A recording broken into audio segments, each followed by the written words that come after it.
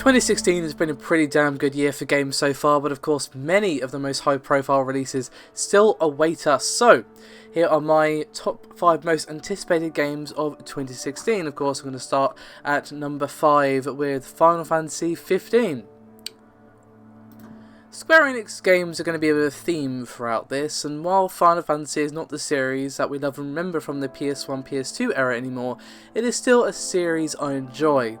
Final Fantasy 13 was, well, an error, and while Final Fantasy 13-2 was an improvement, they soon scuppered that with Lightning Returns.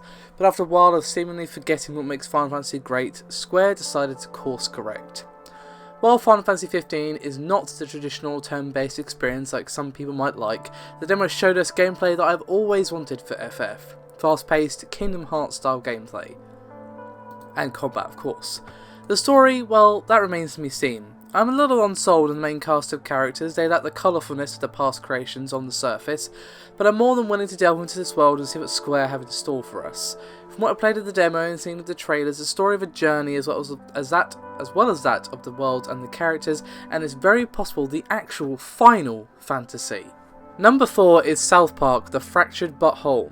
The Stick of Truth was great, really great, much better than I expected. It was not only essentially like playing an episode of South Park with the animation, voice acting and storyline, but the gameplay itself was engaging and just outright fun. Something that is balls out, silly fun is definitely appreciated in the industry that sometimes takes itself a bit too seriously, and the trailer for The Fractured But Whole was a welcome breath of fresh air to Ubisoft's E3 2016 conference.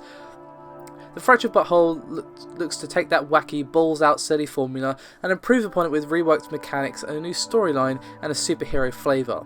When we reach the end of the year with the release of high-profile, bombastic games full of explosions and seriousness, South Park will be a lovely little holiday.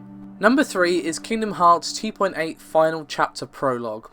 Now, it's a supposed final game for the highly anticipated release of Kingdom Hearts 3. The main draw of this, at least for me, is not the remaster of the excellent Kingdom Hearts Dream Drop Distance, although that is a massive plus. It is none other than Kingdom Hearts 0.2 Birth by Sleep: A Fragmentary Passage, the follow-up to the wonderful game Birth by Sleep, which was previously known more simply as Birth by Sleep Volume 2.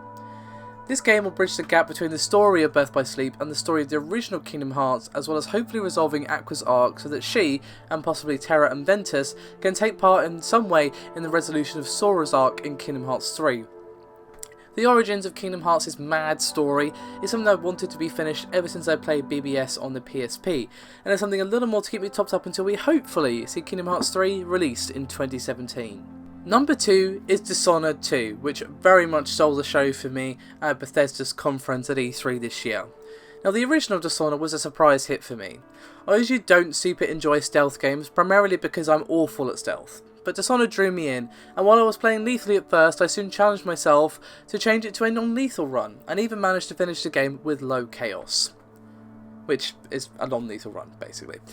The world of Dishonored was intriguing, and while the characters and writing needed work at the time, there was enough there to draw me in alongside the expertly crafted gameplay.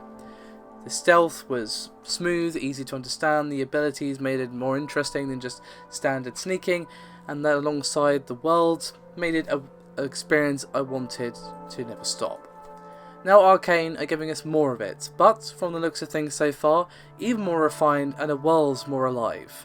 From what we've seen so far, it's more of the same but better, and given that Dishonored was one of the best games of that year, I see nothing at all wrong with that. And finally, the number 1 on my most anticipated top 5 games of 2016 for the last half of the year is The Last Guardian. This game.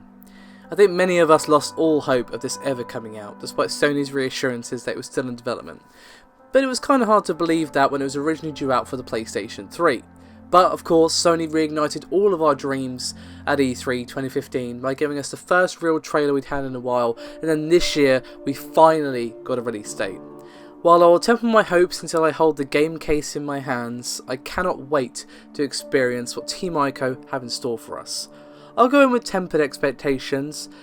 We have been burned many times now by games with long development cycles, but I'll go in with hope that this game can match the 2 PS2 classics I remember so fondly, Ico and Shadow of the Colossus. So, that's my top 5 most anticipated games of 2016, of course with the closing half. Let me know your top games for the last half of 2016. There will be 2017 video coming soon, but for now let me know your games, and thank you again for watching. Very appreciated, and I'll see you next time.